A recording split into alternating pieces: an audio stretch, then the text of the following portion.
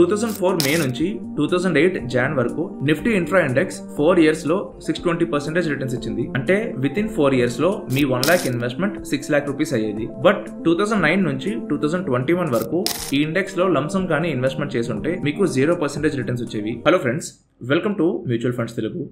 ఈ వీడియోలో sector and thematic funds లో ఎందుకు ఇన్వెస్ట్మెంట్ చేయకూడదు అంటారు, ఇన్ఫ్రాస్ట్రక్చర్ డెవలప్మెంట్ కి గవర్నమెంట్ ఎంత స్పెండ్ చేస్తుంది, ఏ కేటగిరీస్కి ఎంత అమౌంట్ ఫండ్ చేస్తుంది, అండ్ మీరు కానీ ఆల్రెడీ ఇన్ఫ్రాస్ట్రక్చర్ ఫండ్స్లో కానీ ఇన్వెస్ట్మెంట్ చేస్తున్నట్టయితే ఈ ఫండ్స్లో ఇన్వెస్ట్మెంట్ కంటిన్యూ చేయొచ్చా లేదా అని ఎక్స్ప్లెయిన్ చేస్తాను. సో వీడియో లాస్ట్ వరకు చూడండి. అసలు యాజ్ ఏ థీమ్ ఇన్ఫ్రాస్ట్రక్చర్లో ఎలాంటి సెక్టర్స్ ఉంటాయని మనం చూసినట్టయితే roads, defence, airport, water supply, electricity, manufacturing, railways ఇవన్నీ ఇన్ఫ్రాకి కంట్రిబ్యూట్ చేస్తాయి. 2020లో Indian government national infrastructure pipeline అనే ప్రాజెక్ట్ లాంచ్ చేశారు. ఇందులో టోటల్ 11,160 ప్రాజెక్ట్స్కి $1,322 బిలియన్ ఇన్వెస్ట్మెంట్ చేస్తున్నారు. ఏ సెక్టార్స్లో ఎంత అమౌంట్ ఇన్వెస్ట్మెంట్ చేస్తున్నారని మనం ఇండివిజువల్గా చూసినట్టయితే రోడ్స్ అండ్ హైవేస్ డెవలప్మెంట్కి టోటల్ 4,824 ప్రాజెక్ట్స్ ఉన్నాయి అండ్ దీనికి $528.6 బిలియన్ స్పెండ్ చేస్తున్నారు. 2011 నుంచి డేటా కానీ చూసినట్టయితే 17 times ఎక్కువ స్పెండ్ చేస్తున్నారు రోడ్స్ అండ్ హైవేస్ డెవలప్మెంట్కి. Waste and water supply management కోసం 960+ ప్రాజెక్ట్స్ ఉన్నాయి అండ్ దానికి $78.09 బిలియన్ స్పెండ్ చేస్తున్నారు. 2016 నుంచి ఇప్పటి వరకు డేటా కానీ చూసినట్టయితే 5 times ఎక్కువ స్పెండ్ చేస్తున్నారు వేస్ట్ అండ్ వాటర్ సప్లైకి. రైల్వేస్ డెవలప్మెంట్ కోసం 838 ప్రాజెక్ట్స్ ఉన్నాయి అండ్ దానికి $253.47 బిలియన్ స్పెండ్ చేస్తున్నారు. ఇండియాలో 2014 నాటికి 21,800 కిలోమీటర్స్ ఎలక్ట్రిక్ రైల్వే ట్రాక్స్ ఉండేవి, కానీ 2022 నాటికి 66,000 కిలోమీటర్స్ ఎలక్ట్రిక్ రైల్వే ట్రాక్స్ ఉన్నాయి అండ్ గూడ్స్ ట్రైన్స్ యొక్క యావరేజ్ స్పీడ్ 25 కిలోమీటర్స్ నుంచి 70 km/hకి ఇంక్రీజ్ అయింది. సో లాస్ట్ 4 ఇయర్స్లో ఏదైతే బడ్జెట్ అలొకేట్ చేశారో రైల్వేస్కి దానివల్ల వచ్చిన ఇంప్రూవ్మెంట్స్ ఇవి. ఏవియేషన్స్ డెవలప్మెంట్ కోసం 144 ప్రాజెక్ట్స్లో $22.22 బిలియన్ ఇన్వెస్ట్మెంట్ చేస్తున్నారు. ఇందులో both airport and airport related infra కూడా కవర్ అవుతుంది. భోగాపురం ఇంటర్నేషనల్ ఎయిర్పోర్ట్ కూడా ఇందులోనే కవర్ అవుతుంది. 2014లో ఇండియాలో ఓన్లీ 74 ఎయిర్పోర్ట్స్ ఉండేవి, కానీ 2024 నాటికి 148 ఎయిర్పోర్ట్స్ ఉన్నాయి. మీరు ప్రతి ఎన్ఐపి ప్రాజెక్ట్ని indiainvestmentgrid.gov.in చూసుకోవచ్చు. ఇందులో మీరు యాజ్ పర్ స్టేట్స్ ఏ స్టేట్కి ఎన్ని ఆపర్చునిటీస్ ఉన్నాయి, ఎంత అమౌంట్ స్పెండ్ చేస్తున్నారని కూడా చూసుకోవచ్చు. సో ఎవ్రీ డిపార్ట్మెంట్కి 2020 నుంచి 2025 వరకు ఎంత బడ్జెట్ అలొకేట్ చేశారు, ఎంత టోటల్ ఇన్వెస్ట్మెంట్ అలొకేట్ చేశారని మనం సింగిల్గా చూసినట్టయితే 2020 నుంచి 2025 ఇయర్ వరకు ఎనర్జీ సెక్టార్కి 26 lakh crores స్పెండ్ చేస్తున్నారు. ఇందులో major spendings power and renewable ఎనర్జీకి అలొకేట్ చేశారు. రోడ్స్ డెవలప్మెంట్ కోసం 20,33,000 crores అలొకేట్ చేశారు. రైల్వేస్ డెవలప్మెంట్ కోసం 13.67 lakh crores అలొకేట్ చేశారు. పోర్ట్స్ డెవలప్మెంట్ కోసం 1.21 lakh crores అలొకేట్ చేశారు. ఎయిర్పోర్ట్స్ డెవలప్మెంట్ కోసం 1.43 lakh crores అలొకేట్ చేశారు. అర్బన్ డెవలప్మెంట్ కోసం including Jal Jeevan mission, affordable housing, MRTS, smart cities ఇవన్నిటికీ 19,19,267 crores అలొకేట్ చేశారు. డిజిటల్ కమ్యూనికేషన్ కోసం 3 lakh crores అలొకేట్ చేశారు. రూరల్ ఇన్ఫ్రా కోసం 7.73 lakh crores అలొకేట్ చేశారు.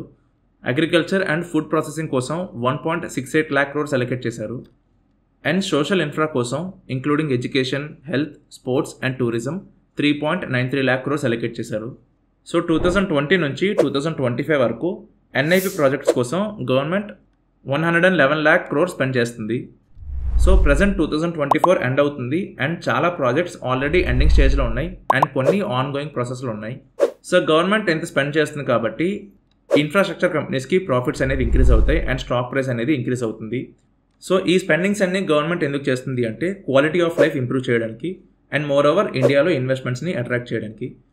సో ఇంత ఇన్వెస్ట్మెంట్స్ వచ్చాక నిఫ్టీ ఇన్ఫ్రాస్ట్రక్చర్ ఇండెక్స్ చాలా ఇంక్రీజ్ అయ్యింది 2021 తర్వాత అండ్ ఇన్ఫ్రాస్ట్రక్చర్ మ్యూచువల్ ఫండ్స్ కూడా బాగానే రిటర్న్స్ ఇచ్చాయి అండ్ చాలా వరకు ఎన్ఎఫ్ఎస్ కూడా లాంచ్ అయ్యాయి 2022లో. సో ఇంత స్పెండింగ్స్ జరుగుతున్నప్పుడు మనం ఈ సెక్టార్లో ఇన్వెస్ట్మెంట్ చేయాలా లేదా అనే డిసిజన్ తీసుకునే ముందు ఒకసారి మనం హిస్టారికల్గా నిఫ్టీ ఇన్ఫ్రాస్ట్రక్చర్ ఇండెక్స్ ఎలా రిటర్న్స్ ఇచ్చిందని చూద్దాం. ఇది నిఫ్టీ ఇన్ఫ్రా ఇండెక్స్ గ్రాఫ్. 2004 నుంచి 2008 వరకు నిఫ్టీ ఇన్ఫ్రా ఇండెక్స్ 620% రిటర్న్స్ ఇచ్చింది. ఆ తర్వాత 2008లో మార్కెట్ ఫాల్ అయింది. ఆ టైంలో నిఫ్టీ ఇన్ఫ్రా ఇండెక్స్ 6,230 ప్రైస్ నుంచి 2019 ప్రైస్కి ఫాల్ అయింది. అండ్ ఆ తర్వాత ఎప్పుడు కూడా ఈ ఇండెక్స్ 3800 ప్రైస్ని క్రాస్ చేయలేదు.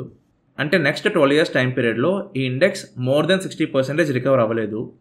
అండ్ ఫైనల్లీ 2023 నవంబర్లో మళ్ళీ 6200 ప్రైస్ని క్రాస్ అయ్యింది అండ్ 9600 వరకు ఇంక్రీజ్ అయ్యింది అండ్ అక్కడ నుంచి ఫాల్ స్టార్ట్ అయింది. సో ఇక్కడ మనం 2 అనాలిసిస్ చేద్దాం. ఒకటి ఫెబ్లో 3800 ప్రైస్ని క్రాస్ అయింది. సో అప్పటి నుంచి ఈ ఇండెక్స్లో ఇన్వెస్ట్మెంట్ చేసి ఉంటే ఈ ఇండెక్స్ ఎలా రిటర్న్స్ ఇచ్చింది, ఇన్ఫ్రాస్ట్రక్చర్ ఇండెక్స్ ఎలా రిటర్న్స్ ఇచ్చాయి and Nifty mid cap index ఎలా రిటర్న్స్ ఇచ్చిందని చూద్దాం.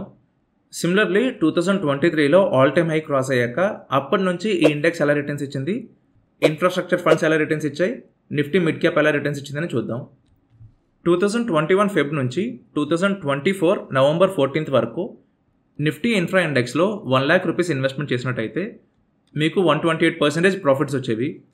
అంటే ఈ 3 years టైం పీరియడ్లో మీ టోటల్ 1 lakh వాల్యూ 2.28 lakhs అయ్యేది. సేమ్ టైం పీరియడ్కి క్వాంట్ ఇన్ఫ్రాస్ట్రక్చర్ ఫండ్ 219% రిటర్న్స్ ఇచ్చింది. Nippon India power and infra fund 208% returns ఇచ్చింది. ఎల్ఐసి ఇన్ఫ్రా ఫండ్ 204.90% రిటర్న్స్ ఇచ్చింది. కోటాక్ 196% రిటర్న్స్ ఇచ్చింది. సో ఎక్సెప్ట్ యూటీఐ ఫండ్ మిగతా ఫండ్స్ అన్నీ కూడా నిఫ్టీ ఇన్ఫ్రా కంటే ఎక్కువ రిటర్న్స్ ఇచ్చాయి. ఇప్పుడు మనం సేమ్ టైం పీరియడ్కి నిఫ్టీ మిడ్ క్యాప్ ఇండెక్స్లో కానీ ఇన్వెస్ట్మెంట్ చేసినట్టయితే ఎంత రిటర్న్స్ వచ్చేవో చూద్దాం. సో 2021 ఫెబ్ నుంచి 2024 నవంబర్ 14th వరకు నిఫ్టీ మిడ్ క్యాప్ ఇండెక్స్లో కానీ ఇన్వెస్ట్మెంట్ చేసినట్టయితే మనకి 155.17% ప్రాఫిట్స్ వచ్చేవి.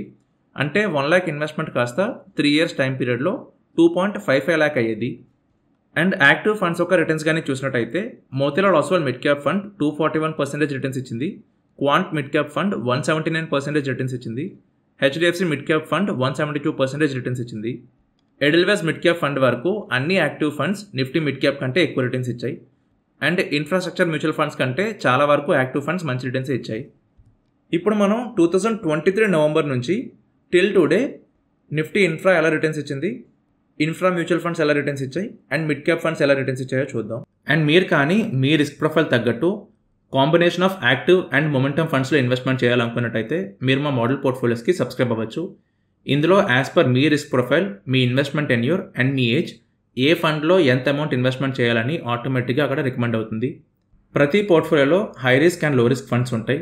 అండ్ లాస్ట్ 1.5 yearలో ఈ పోర్ట్ఫోలియోస్ ఇండెక్స్తో కంపేర్ చేస్తే చాలా మంచి రిటర్న్స్ ఇచ్చాయి. ఇందులో సెక్టర్ ఫండ్స్ ఉండవు అండ్ థిమాటిక్ ఫండ్స్ ఉండవు, only momentum and active funds ఉంటాయి. మీకు కానీ లాంగ్ టైం పీరియడ్కి కన్సిస్టెంట్ రిటర్న్స్ కావాలంటే మీరు మోడల్ పోర్ట్ఫోలియోస్కి సబ్స్క్రైబ్ అవ్వచ్చు. అలాగే మీరు కానీ పోర్ట్ఫోలియో రివ్యూ కోసం అండ్ మోడల్ పోర్ట్ఫోలియో డౌట్స్ కోసం లేదా వేరే మ్యూచువల్ ఫండ్ డౌట్స్ కోసం మాతో మాట్లాడాలనుకుంటే మీరు 1-to-1 అపాయింట్మెంట్ బుక్ చేసుకోవచ్చు. 2023 నవంబర్ 1st నుంచి 2024 నవంబర్ 14th వరకు నిఫ్టీ ఇన్ఫ్రా ఇండెక్స్లో కానీ ఇన్వెస్ట్మెంట్ చేసినట్టయితే మీకు 40.20% రిటర్న్స్ వచ్చేవి 1 year టైం పీరియడ్కి. అండ్ సేమ్ టైం పీరియడ్కి ఇన్ఫ్రాస్ట్రక్చర్ ఫండ్స్ యొక్క రిటర్న్స్ కానీ చూసినట్టయితే ఎల్ఐసి 63% రిటర్న్స్ ఇచ్చింది. Nippon India power and infra fund 50.09% returns ఇచ్చింది. క్వాంట్ 46.99% రిటర్న్స్ ఇచ్చింది. ఎస్బీఐ ఇన్ఫ్రా ఫండ్ కూడా నిఫ్టీ ఇన్ఫ్రా ఫండ్ కంటే ఎక్కువ రిటర్న్స్ ఇచ్చింది, 41.03% రిటర్న్స్ ఇచ్చింది. ఇప్పుడు సేమ్ టైం పీరియడ్కి నిఫ్టీ మిడ్ క్యాప్ ఇండెక్స్ యొక్క రిటర్న్స్ కానీ చూసినట్టయితే Nifty mid cap index 39.08% returns ఇచ్చింది. ఆల్మోస్ట్ ఈక్వల్ పర్సెంటేజ్ రిటర్న్స్ అవి, 40కి 39.08కి పెద్ద డిఫరెన్స్ ఏం లేదు. And active mid cap funds యొక్క రిటర్న్స్ కానీ చూసినట్టయితే Motilal Oswal mid cap fund 65% returns ఇచ్చింది. ఎడెల్వైస్ మిడ్ క్యాప్ 52.99% రిటర్న్స్ ఇచ్చింది. ఐటీఐ మిడ్ క్యాప్ 48.78% రిటర్న్స్ ఇచ్చింది. జేఎం మిడ్ క్యాప్ 47.42% రిటర్న్స్ ఇచ్చింది. సో మీరు రిటర్న్స్ కానీ చూసినట్టయితే లాస్ట్ 1 yearలో Nifty mid cap and Nifty infra రెండు సిమిలర్గానే రిటర్న్స్ ఇచ్చాయి.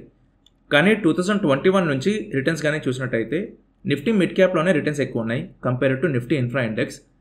అలాగే యాక్టివ్ మ్యూచువల్ ఫండ్స్ యొక్క రిటర్న్స్ కానీ చూసినట్టయితే ఇన్ఫ్రాస్ట్రక్చర్ మ్యూచువల్ ఫండ్స్ ఎలా అయితే రిటర్న్స్ ఇచ్చాయో యాక్టివ్ మిడ్ క్యాప్ ఫండ్స్ కూడా అలాగే రిటర్న్స్ ఇచ్చాయి. సో సింపుల్గా మాట్లాడుకుంటే ఇన్ఫ్రాకి గవర్నమెంట్ ఎంత అయితే స్పెండింగ్ చేస్తుందో ఆ కంపెనీస్ మిడ్ క్యాప్ ఇండెక్స్లో కూడా ఉంటాయి. అండ్ ఆ స్పెండింగ్స్ వల్ల మిడ్ క్యాప్ ఇండెక్స్ స్టాక్స్ కూడా ఇంక్రీజ్ అవుతాయి.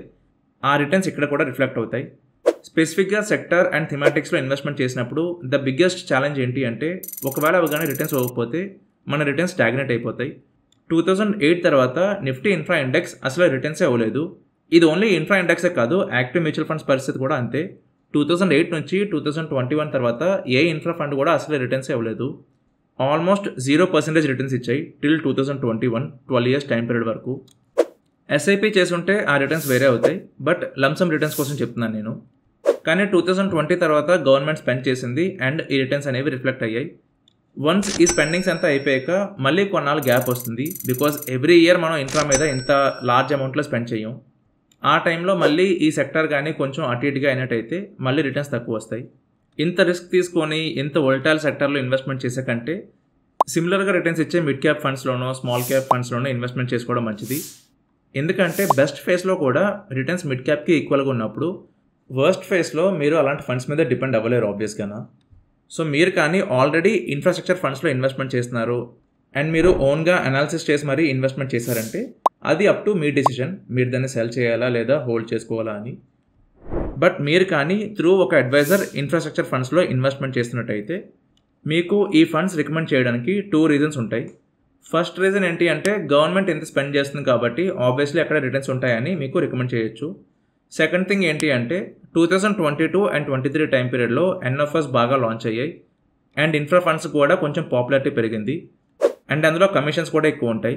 మీరు కానీ ఇన్ఫ్రాస్ట్రక్చర్ ఫండ్స్ యొక్క కమిషన్ చూసినట్టయితే మోర్ దెన్ 2.3% కమిషన్ ఉన్న ఫండ్స్ కూడా ఉన్నాయి. ఎల్ఐసి ఫండ్కి 2.34% ఉంది expense ratio. So just because commissions కోసం కూడా మీకు ఈ ఫండ్ రికమెండ్ చేయడానికి రీజన్ అవ్వచ్చు. సో మీరు కానీ లాంగ్ టైం పీరియడ్కి మ్యూచువల్ ఫండ్లో ఇన్వెస్ట్మెంట్ చేద్దాం అనుకున్నప్పుడు ఎవరైనా మీకు ఇన్ఫ్రాస్ట్రక్చర్ ఫండ్స్ కానీ రికమెండ్ చేసినట్టయితే మీరు ఇమీడియట్గా ఈ ఫండ్స్ని సెల్ చేయండి అండ్ సింపుల్గా మిడ్ క్యాప్ ఫండ్స్లో ఇన్వెస్ట్మెంట్ చేసుకోండి. మిడ్ క్యాప్ ఫండ్స్ అనేవి మార్కెట్ సైకిల్స్కి ఎఫెక్ట్ అవ్వవు. దట్టు గవర్నమెంట్ స్పెండ్ చేస్తేనే ఇంక్రీజ్ అవుతాయి అనే కాన్సెప్ట్ ఎక్కడ ఉండదు. మోర్ ఓవర్ ఇన్ఫ్రా కానీ ఇంక్రీజ్ అయింది అంటే మిడ్ క్యాప్ ఫండ్స్ కూడా ఇంక్రీజ్ అవుతాయి, ఇక్కడ కూడా రిటర్న్స్ వస్తాయి.